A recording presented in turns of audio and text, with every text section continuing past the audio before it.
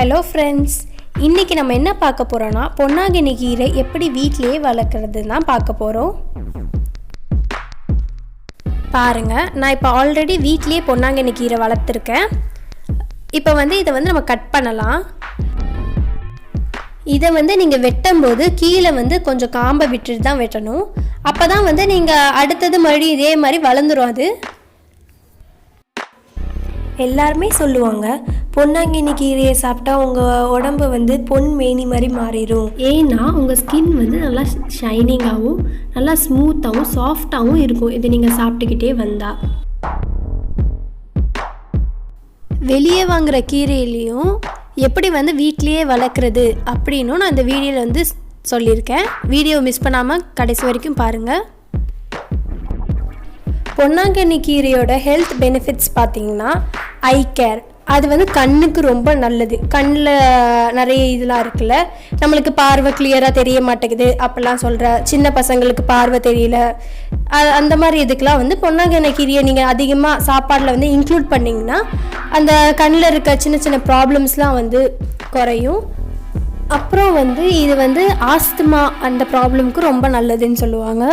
அந்த ப்ராப்ளம் நீங்கள் இதை அதிகமாக சாப்பாட்டில் இன்க்ளூட் பண்ணும்போது உங்களுக்கு அதுவும் ரெடியூஸ் ஆகிட்டே குறைஞ்சிரும் ஃபுல்லாக. இப்போ பார்த்தீங்கன்னா நான் வெட்டிட்டேன். பாருங்கள் எப்படி நல்லா பெருசாக புதர் மாதிரி இருந்துச்சு. இப்போ வெட்டிட்டேன், பாருங்கள் எவ்வளோ வெட்டியிருக்கேன்னு. இப்போ கீரையை நல்லா வாஷ் பண்ணி எடுத்துகிட்டு வந்தாச்சு. இப்போ அதில் இருக்க இலையெல்லாம் நம்ம கிள்ளி போடலாம். இப்போ நீங்கள் கிள்ளி போடும்போது தான் நீங்கள் கொஞ்சம் பார்த்து கிள்ளி போடணும். ஏன்னா உங்களுக்கு பெரிய இலையெல்லாம் நீங்கள் சமைக்கிறதுக்கு யூஸ் பண்ணிடலாம். மற்றபடி அந்த சின்ன இலைலாம் இருக்கும்ல, அதெல்லாம் நீங்கள் எடுக்கக்கூடாது. அதை நீங்கள் வச்சா தான் உங்களுக்கு ஈஸியாக வளர ஆரம்பிக்கும்.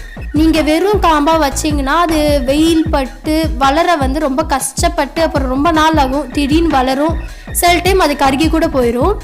இதை தான் இப்போ நம்ம சமைக்க போகிறோம். இங்கே காம்பை எடுத்து வச்சுருக்கல, இந்த காம்பை அடுத்தது என்ன பண்ணலாம் அப்படின்னு சொல்லிட்டு பார்க்குறேன். இதில் உங்களுக்கே தெரியும், அந்த சின்ன சின்ன இலையெல்லாம் நான் பிக்கலை, அப்படியே வச்சுருக்கேன். அப்போ தான் உங்களுக்கு ஈஸியாக வளரும்.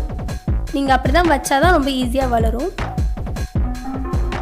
இப்போ நான் ஒரு ஹைட்டான பாத்திரம் ஒன்று எடுத்துருக்கேன்.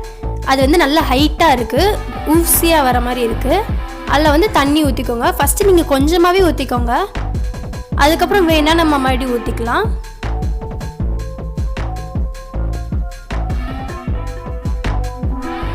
இப்போ அந்த காம்பு இருக்குல்ல, நம்ம எடுத்து வச்சதை அதை ஒன்று ஒன்றா வைக்கணும். எல்லாத்தையும் நீங்கள் அப்படியே எடுத்தபடி சும்மா அப்படியே போட்டுடலாம் அப்படின்னு போடக்கூடாது.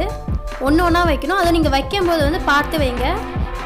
ஆப்போசிட் டைரெக்ஷனாக நீங்கள் வச்சிடக்கூடாது. அப்படி வச்சிங்கன்னா அது வேறு விதமாக வளர்ந்துடும். வேரெல்லாம் நீங்கள் இலை சைடில் வளர்ந்துடும்.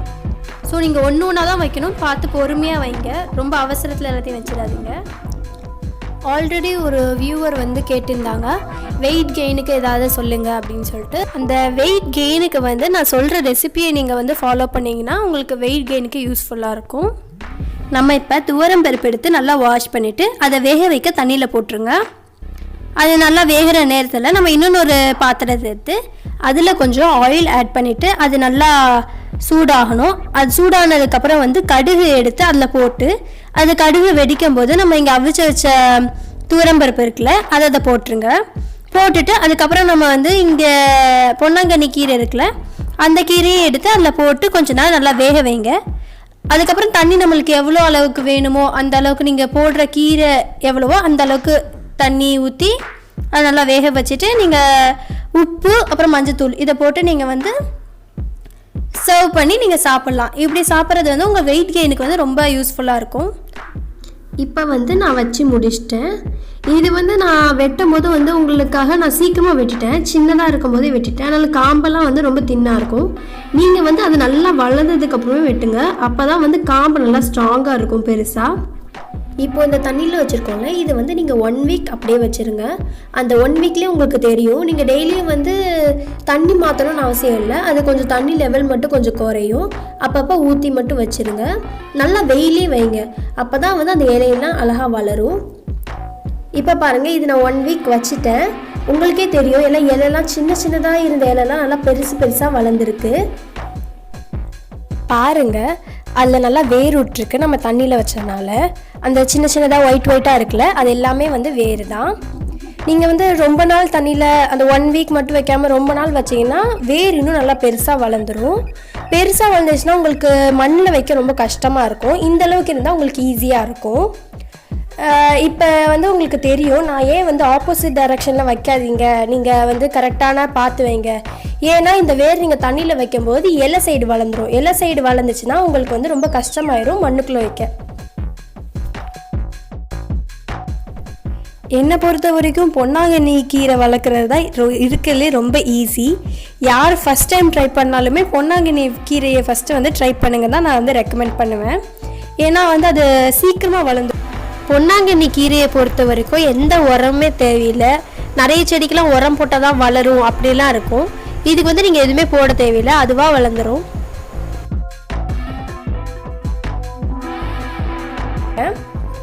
இதில் தான் நம்ம வந்து இதை வைக்க போகிறோம்.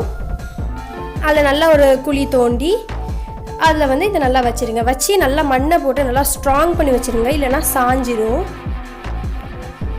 வெளியே வாங்குகிற கீரையை எப்படி வளர்க்குறது அப்படின்னு பார்த்தீங்கன்னா, நீங்கள் வெளியே வாங்குகிற கீரை இருக்குல்ல, அந்த கீரையில் அந்த இலையை பெரிய பெரிய இலை எல்லாத்தையும் எடுத்துகிட்டு அதில் சின்ன இலை மோஸ்ட்டாக இருக்காது, இருந்தால் அதில் கொஞ்சம் கொஞ்சம் இருந்தாலும் அதை எடுக்காமல் வச்சுருங்க. எடுக்காமல் இதே மாதிரி நீங்கள் தண்ணியில் வச்சு அது வந்து இப்போ நம்ம ஒரு 1 வீக், அது 1 வீக்கில் ஒரு 15 days 2 வீக் அப்படி வச்சிங்கன்னா இந்த மாதிரி நல்லா வளர்ந்துடும். அந்த வேர் விட்டு வந்துடும். அதுவுமே அப்படி அழகாக தான் வரும். நான் ஃபஸ்ட்டு வளர்த்தது வந்து அந்த மாதிரி வச்சது. அதுக்கப்புறம் செகண்ட் டைம் தான் இந்த மாதிரி தொட்டியில் இருக்கிறத வெட்டி வச்சு நான் வளர்த்தேன். எல்லாமே வந்து டக்குன்னு வளர்ந்துடும். பொன்னாங்கண்ணி கீரையை பொறுத்த வரைக்கும் நல்ல தண்ணியும் வெயிலும் இருந்தால் போதும், நல்லா வளர்ந்துடும். நல்லா அதுக்கப்புறம் நம்ம வந்து நிறைய உரம் போட்டாலும் சீக்கிரமாக வளரும்.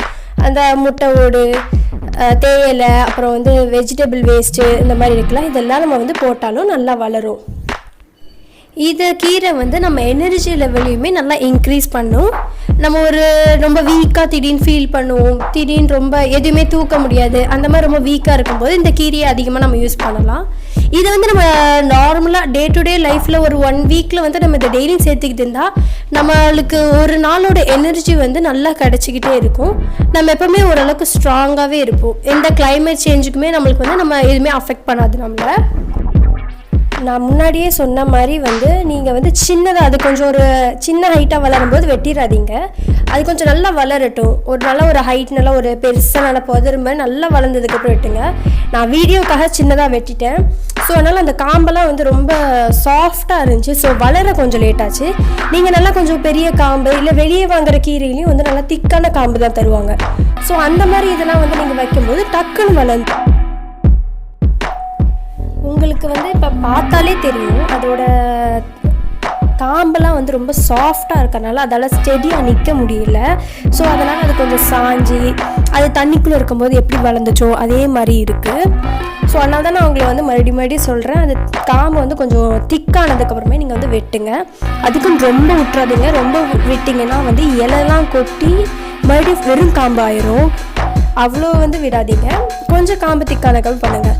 ஆனால் என்ன எல்லாம் நினைப்பீங்க, என்னடா இவ்வளோ இதாக வச்சுருக்காங்க, எல்லாம் மண்ணில் கிடக்குது, அப்படி இருக்குது, இதெல்லாம் வளருமா, கண்டிப்பாக அது செத்து தான் போயிருக்கும் அப்படின்னு நினைப்பீங்க. அப்படிலாம் இல்லை, இது அது நல்லா வளர்ந்துச்சு.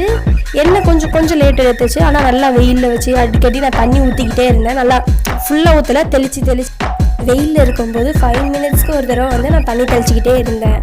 ஸோ அப்போ தான் அதை தண்ணி அப்சர்வ் பண்ணி நல்லா வளரும்னு சொல்லிட்டு அப்படி பண்ணிக்கிட்டே இருந்தேன். நல்லா வளர்ந்துச்சு. வளர்ந்து அதோட கீரையும் நான் எடுத்துட்டேன். ஆக்சுவலாக அதோட பிக் எடுக்க நான் மறந்துட்டேன், ஃபோட்டோ எடுக்க. இதெல்லாம் உங்களோட இந்த வீடியோவில் ஷேர் பண்ணியிருப்பேன். இது எல்லாமே நல்லா வளர்ந்துச்சு. பட் நீங்கள் கொஞ்சம் இது சின்னதாக இருக்கனால இதை கொஞ்சம் பார்த்து அக்கறையாக பார்த்துக்கணும், அவ்வளோதான். நம்ம வச்சது வந்து இப்போ நல்லா வளர்ந்துருக்கு. என்னதான் இருந்தாலும் வந்து நம்ம வெளியே வாங்கி சாப்பிட்ற கீரையை விட வீட்டில் வந்து நம்மளாம் அதை வளர்த்து அதை வெட்டி அதை செஞ்சு சாப்பிட்ற கீரையில் ஒரு தனி டேஸ்ட்டு, அது ஒரு தனி எப்படி சொல்கிறது, அது தனி ஃபீலிங்னே சொல்லலாம். அதுமாரி நம்ம வெளியே வாங்குகிற கீரையில் நம்ம என்ன பண்ணுவோம்னா டக்குன்னு அந்த இலையெல்லாம் அப்படி பிச்சு போட்டு டக்குன்னு செஞ்சுருவாங்க.